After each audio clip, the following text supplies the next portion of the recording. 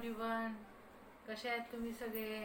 आता ह्या आपला कोविड-19 आपल्याला ज्या सुट्ट्या लागल्यात, लॉकडाऊन झाले, त्यासाठी आपल्याला आता ऑनलाईन लेक्चर्स घ्यायला सांगितलेले आहेत आणि लेक्चर्स आपण रेकॉर्ड करून यूट्यूबवरती, ते आपलं आहे तिसरं युनिट, त्याच्यावरती आपण आता लेक्चर घेणार आहे. फोटो इलेक्ट्रिसिटी, एक्सरे आणि लेसर्स याच्यावरती आपण स्टार्ट करणार आहे. तर आता आपण फोटो इलेक्ट्रिसिटीमध्ये काय आहे, क्वांटम फिजिक्समध्ये प्लँक्स हायपोथेसिस हे पहिलं आपलं आहे लेक्चरचं टॉपिक. तर प्लँक्स हायपोथेसिस काय आहे, तर आपण प्रोटॉन, इलेक्ट्रॉन, न्यूट्रॉन हे बघितलेले आहेत, तुम्हाला हे 10वीपर्यंत माहिती आहे. आता नवीन कन्सेप्ट म्हणजे कुठला, तर तो फोटॉन आहे. फोटॉन म्हणजे काय, तर प्लँक्स या शास्त्रज्ञांनी त्याचं प्लँक्स हायपोथेसिस दिले. तर प्लँक हायपोथेसिस काय आहे, तर ते प्लँक हायपोथेसिस फोटॉनशी रिलेटेड आहे. फोटॉन म्हणजे काय, तर एनर्जी इमिट होती ही बंडल ऑफ इलेक्ट्रॉनच्या पॅकेटमध्ये किंवा ते डिस्क्रीट रूपामध्ये बाहेर पडतात, त्यालाच आपण काय म्हणतो, फोटॉन. आता आपल्याला माहिती आहे E=mc². आता इथे दाखवल्याप्रमाणे बघा, आपल्याला माहिती आहे पहिलं फॉर्म काय आहे एनर्जीचं इक्वेशन, E=mc². आता आपल्याला माहिती आहे एनर्जीचं इक्वेशन काय आहे, E=mc². पण प्लँक्स हायपोथेसिसनुसार आपल्याला इक्वेशन एनर्जीचं काय आहे, E=h×v. Here E means energy, h means Planck's constant and v means frequency of incident light जी आहे त्याची फ्रिक्वेन्सी. तर आता इथे आपण काय करणार आहे, तर फोटो इलेक्ट्रिक इफेक्ट, त्याच्यासाठी जो फोटो सेल आहे आणि फोटॉनचा कन्सेप्ट आहे त्याच्यासाठी आपण लक्ष घेणार आहे. इथे बघा, आता आपण काय केलं, फ्रॉम इक्वेशन 1 and 2 दोन्हीचं कम्पेअर केलं. ही बाजू सेम आहे, त्यामुळे आपल्याला काय मिळालं, mc² h×v, but v c/λ. therefore and we know that mc=p, so p=h/λ. हे एक इक्वेशन झालं. p म्हणजे काय, तर मोमेंटम आहे. आणि परत आपल्याला एक इक्वेशन मिळतं. हे इक्वेशन जे मिळालं त्याच्यावरून आपण काय सॉल्व करणार आहे, न्यूमरिकल सॉल्व करणार आहे. तर इथे बघा, आता mc=h/λ. मग आपण जर व्हॅल्यू ठेवली v=c/λ, तर आपल्याला काय मिळतं, m=h/c×λ. आता इथं काय आहे, m म्हणजे मास आहे, h म्हणजे प्लँक्स कॉन्स्टंट आहे, c म्हणजे स्पीड ऑफ लाईट आहे, लॅम्बडा म्हणजे वेव्हलेंथ आहे. हे आपल्याला जे फॉर्म्युले आलेले आहेत त्याच्यावरती तुम्हाला न्यूमरिकल्स येऊ शकतात. एक न्यूमरिकल 2 मार्कासाठी असतं. इथं व्हेरिएबल जे काय येतात, आता इथे या फॉर्म्युलेमध्ये बघा आपल्याला किती व्हेरिएबल्स आहेत, m, h, c आणि लॅम्बडा असे 4 व्हेरिएबल आहेत. तर 4 व्हेरिएबल पैकी आपल्याला 3 व्हेरिएबल न्यूमरिकलमध्ये दिलेले असतात, एक आपल्याला फाइंड आउट करायचा असतो. तर m म्हणजे काय, तर मास, त्याचं युनिट काय आहे, किलोग्रॅम, ग्रॅम. h म्हणजे काय, तर प्लँक्स कॉन्स्टंट. प्लँक्स कॉन्स्टंटची व्हॅल्यू ही आपल्याला लक्षात ठेवायला लागते. त्याची व्हॅल्यू आहे 6.63 × 10⁻34 जूल सेकंड. इथं c म्हणजे काय, तर c म्हणजे स्पीड ऑफ लाईट, त्याची व्हॅल्यू काय आहे, तर 3 × 10⁸ मीटर पर सेकंड. आणि लॅम्बडा म्हणजे काय, तर ती वेव्हलेंथ आहे.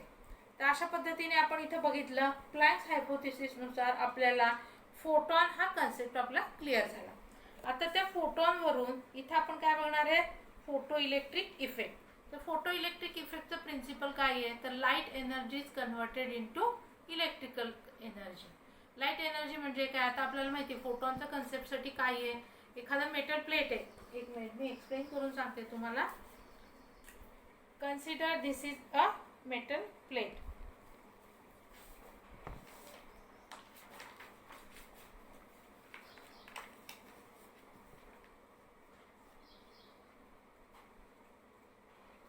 ही मेटल प्लेट आहे, याच्यावरती एक लाईट इन्सिडेंट झाली इथं.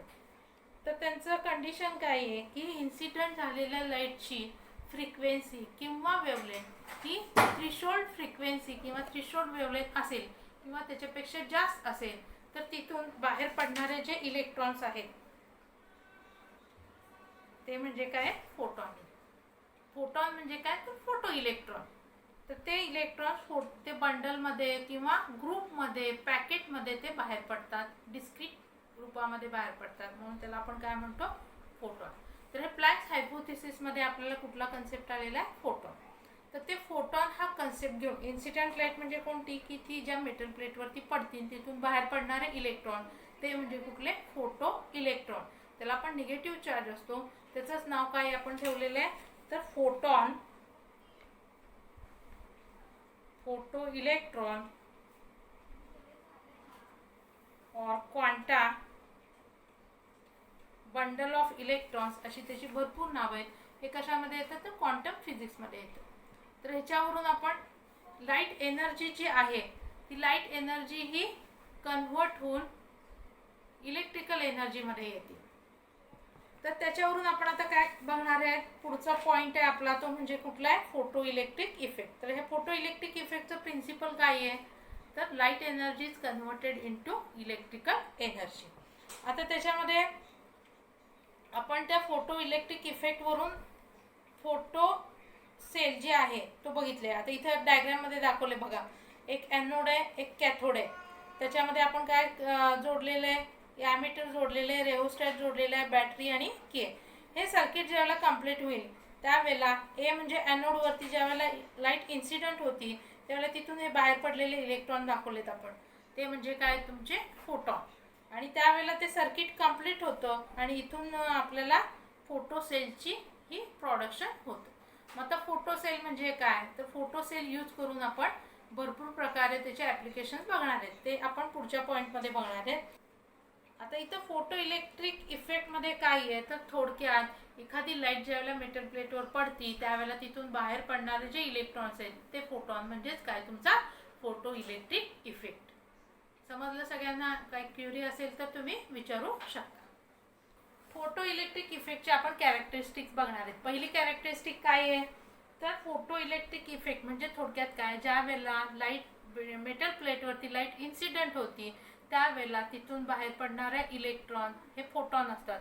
त्याला कंडिशन काय आहे, की त्या लाईटची फ्रिक्वेन्सी ही थ्रेशोल्ड फ्रिक्वेन्सी असली पाहिजे. दुसरी कॅरेक्टरिस्टिक काय आहे, kinetic energy is directly proportional to incident light of frequency. Third point आहे आपला, emission of photons from cathode is instantaneous process आहे ती. म्हणजे आपण ज्या वेळेला लेसर बघणार आहे त्यावेळेला फोटॉनचा कन्सेप्ट घेणार आहे. त्याच्यामध्ये स्पॉन्टेनियस इमिशन आणि स्टिम्युलेटेड इमिशन आहे. त्याच्यामध्ये स्पॉन्टेनियस प्रोसिजर जी आहे ती इन्स्टंटेनियस आहे, ऑन दी स्पॉट ते इमिट होतं. फोर्थ आहे, stopping potential is directly proportional to frequency of light. पाचवी कॅरेक्टरिस्टिक आहे, number of photons emitted is directly proportional to intensity of incident light. Next point आहे आपला आता स्टॉपिंग पोटेन्शियल. तर negative potential जे असतं प्लेटचं ते 0 होतं, त्याला आपण म्हणतो स्टॉपिंग पोटेन्शियल. नेक्स्ट पॉईंट आहे आपला सॅच्युरेशन करंट. तर मॅक्झिमम व्हॅल्यू जी आहे करंटची त्याला आपण काय म्हणतो, सॅच्युरेशन करंट. याच्यामध्ये आपण ॲनोड आणि कॅथोड असे दोन आपण कन्सिडर केलेले आहेत. नेक्स्ट आहे आपलं थ्रेशोल्ड फ्रिक्वेन्सी. तर ही थ्रेशोल्ड फ्रिक्वेन्सी जी आहे ती मिनिमम व्हॅल्यू आहे. ती मिनिमम व्हॅल्यू म्हणजे ज्यावेळेला मेटल प्लेटवरती लाईट इन्सिडेंट होती त्यावेळेला तिथून बाहेर पडणाऱ्या इलेक्ट्रॉन फोटो इलेक्ट्रॉन असण्यासाठी त्याची फ्रिक्वेन्सी ही थ्रेशोल्ड फ्रिक्वेन्सी किंवा थ्रेशोल्ड वेव्हलेंथ असणं गरजेचं आहे. ती आपण V0 आणि λ0, V0 म्हणजे फ्रिक्वेन्सी, λ0 म्हणजे वेव्हलेंथ. त्याचं इक्वेशन आहे आपलं V0 = C divided by λ0. V0 म्हणजे फ्रिक्वेन्सी, λ0 म्हणजे थ्रेशोल्ड वेव्हलेंथ. आता फोटो इलेक्ट्रिक वर्क फंक्शनचं इक्वेशन काय आहे, W0 = H × V0. त्याच्यात आपण व्हॅल्यू ठेवणार आहेत V0 ची C बाय λ0. म्हणून इक्वेशन काय झालंय आपलं, W0 = Hc divided by λ0. H म्हणजे प्लँक्स कॉन्स्टंट, त्याची व्हॅल्यू आहे 6.63 × 10⁻34 जूल सेकंड. λ0 ही थ्रेशोल्ड वेव्हलेंथ आहे, ते आपल्याला कॅल्क्युलेट करण्यासाठी वर्क फंक्शनची व्हॅल्यू देतात. H ची व्हॅल्यू दिलेली असती आपल्याला. C ची व्हॅल्यू माहिती आहे, C ची व्हॅल्यू 3 × 10⁸ मीटर पर सेकंड. ते पुटअप करून आपल्याला वेव्हलेंथ, थ्रेशोल्ड वेव्हलेंथ ही कॅल्क्युलेट करायची. आणि थ्रेशोल्ड फ्रिक्वेन्सी, थ्रेशोल्ड फ्रिक्वेन्सी सांगितले तर फॉर्म्युला होणार आहे W0 = H × V0. तर पुढचा पॉईंट आहे आपला आइन्स्टाईन्स फोटो इलेक्ट्रिक इक्वेशन. तर इथं काय आहे, kinetic energy is equal to, kinetic energy आपण कशी दाखवतो, 1/2 mv². आणि आता आपल्याला इथं प्लँक्स कॉन्स्टंटने काय आलं equation, energy is equal to H × V0. मग आपण ते इक्वेट केल्यामुळे इथं काय आलेलं आहे, 1/2 mv² is equal to h into v0. मग आता इथं आपण v मायनस v0 घेतलेलं आहे, तर तिथं आता vची व्हॅल्यू आपण ठेवणार आहे c डिवायडेड बाय लॅम्बडा आणि v0ची व्हॅल्यू ठेवणार आहे c डिवायडेड बाय लॅम्बडा 0. मग c जर आपण बाहेर h आणि c कॉन्स्टंट आहे ते बाहेर काढलं तर आपल्याला फॉर्म्युला काय मिळणार आहे h into c into bracket 1 divided by lambda minus 1 divided by lambda 0. तर हे इक्वेशन वरती पण तुम्हाला न्यूमरिकल सॉल्व करायचे. त्याच्यामध्ये तुम्हाला काय माहित पाहिजे, h म्हणजे काय, c म्हणजे काय, लॅम्बडा म्हणजे काय, लॅम्बडा 0 म्हणजे काय. तर आपण इथे बघूया. m म्हणजे मास, v म्हणजे व्हेलॉसिटी, इथं c म्हणजे स्पीड ऑफ लाईट, लॅम्बडा म्हणजे फ्रिक्वेन्सी ऑफ इन्सिडेंट लाईट आणि लॅम्बडा 0 म्हणजे वेवलेंथ ऑफ थ्रेशोल्ड वेवलेंथ. इकडे लक्ष द्या, मी तुम्हाला परत एक्सप्लेन करते. इथं आपण आता आइन्स्टाईन फोटो इलेक्ट्रिक इक्वेशन बघणार आहे. इकडे लक्ष द्या. 1/2 mv² म्हणजे ही काय झाली, कायनेटिक एनर्जी. आणि आपल्याला फोटॉन पासून मिळालेलं इक्वेशन आहे hv0. मग h आपण कॉमन काढलं v मायनस v0. h म्हणजे प्लँक्स कॉन्स्टंट, v म्हणजे फ्रिक्वेन्सी ऑफ इन्सिडेंट लाईट आणि v0 म्हणजे थ्रेशोल्ड फ्रिक्वेन्सी. आता आपण इथं v is equal to c by lambda and v0 is equal to c divided by lambda 0 put up करणार आहे. मग हे इक्वेशन काय होईल, 1/2 mv² is equal to h into bracket c divided by lambda minus c divided by lambda 0. आता इथं c common आहे ते आपल्याला बाहेर काढलं तर काय येईल, hc into bracket 1 divided by lambda minus 1 divided by lambda 0. 1/2 mv² म्हणजे काय, इथं आता आपण आइन्स्टाईन्स फोटो इलेक्ट्रिक इक्वेशन बघणार आहे. 1/2 mv² is equal to h into bracket v minus v0. तर आता आपण v ची व्हॅल्यू काय ठेवणार आहे, c डिवायडेड बाय लॅम्बडा आणि v0 ची व्हॅल्यू ठेवणार आहे c डिवायडेड बाय लॅम्बडा 0. आता ते पुटअप केलं तर काय येईल equation, 1/2 mv² is equal to h into bracket c divided by lambda minus c divided by lambda 0. तर 1/2 mv² तसंच राहिलं, c कॉमन आपण बाहेर काढला, ब्रॅकेट मध्ये काय राहिलं 1 divided by lambda minus 1 divided by lambda 0. आता इथे m म्हणजे काय, तर मास आहे, त्याचे SI युनिट काय आहे तर किलोग्रॅम. व्हेलॉसिटीचे काय मीटर पर सेकंड. h म्हणजे काय, प्लँक्स कॉन्स्टंट, त्याची व्हॅल्यू काय आहे 6.63 इंटू 10⁻³ जूल सेकंड. c ची व्हॅल्यू काय आहे, c म्हणजे स्पीड ऑफ लाईट आहे, त्याची व्हॅल्यू आहे 3 इंटू 10⁻³ मीटर पर सेकंड. आता लॅम्बडा म्हणजे काय, तर ही वेवलेंथ आहे इन्सिडेंट लाईटची आणि लॅम्बडा 0 म्हणजे काय आहे, सॉरी वेवलेंथ ऑफ लाईट आहे आणि लॅम्बडा 0 ही थ्रेशोल्ड वेवलेंथ आहे.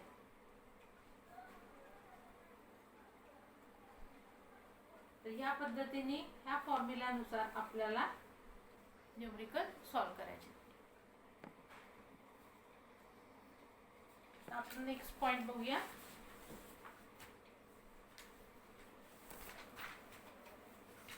नेक्स्ट पॉइंट आहे आपला ऍप्लिकेशन्स ऑफ फोटो सेल.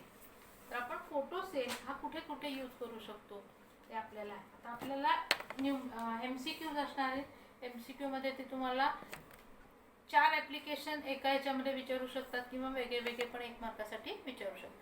त्याच्यासाठी तुम्हाला हे सगळे जे ऍप्लिकेशन्स आहेत ते लक्षात ठेवणं गरजेचं आहे. पहिलं ऍप्लिकेशन काय आहे, लक्स मीटर.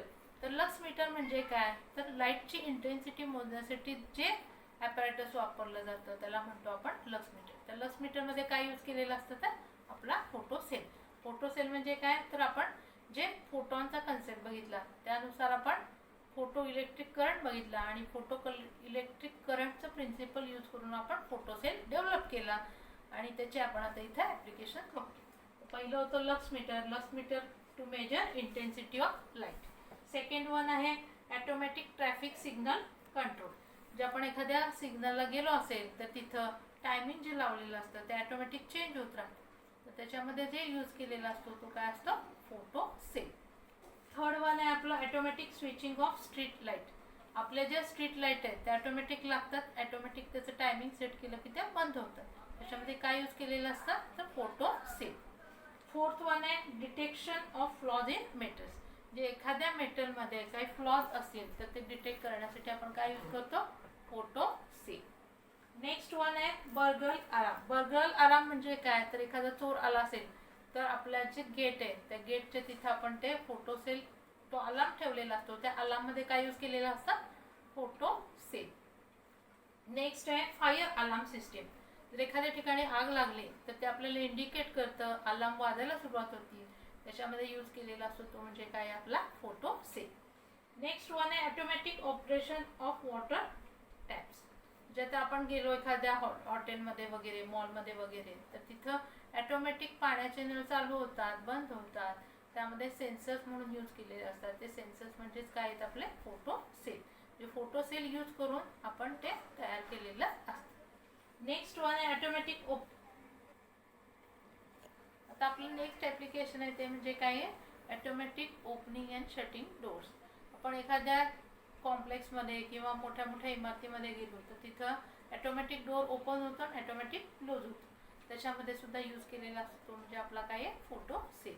नेक्स्ट आहे आपलं ॲप्लिकेशन ते म्हणजे काय, production recording and reproduction of sound. म्हणजे एडिटिंग वगैरे करतात, फिल्म शूटिंग करतात, एपिसोड्स वगैरे, त्याच्यामध्ये आपण फोटो सेल वापरलेला असतो. असे बरेचसे ॲप्लिकेशन्स आपले फोटो सेलचे आहेत. आणि बरेचसे तुम्ही बघितलं असताल तर ॲप्लिकेशन्स हे आहेत आपले लेसर, एक्सरे, फोटो सेल. काही काही आपले जे ॲप्लिकेशन ते सेमच आहेत. त्यामुळे तुम्ही व्यवस्थित काय करा, 3 पॅराग्राफ करा, तिन्हीचे ॲप्लिकेशन एकत्र करा आणि ते व्यवस्थित वाचा, म्हणजे तुमचं कन्फ्युजन होणार नाही.